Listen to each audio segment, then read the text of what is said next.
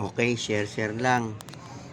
Maliit na kaalaman pero kalimitan, ito yung marami pa ring walang alam na kapag tinanggal ba ang battery, alin ang dapat unahin kapag tinanggal yung cable ng battery, yung pinaka isang dapat tanggalin. Alin ba ang dapat unahin? Yung negative o yung positive? Kapag inunan ninyo kasi itong positive at napadikit ito sa pinaka-ground niya, may posibilidad mag-spark. So kapag ang inuna ninyo itong negative, kahit mapadikit yan dito sa body, wala siyang magiging problema. So kaya dapat ang inuuna palagi pag nagtanggal kayo yung negative. Maliit na kaalaman pero marami pa rin walang alam.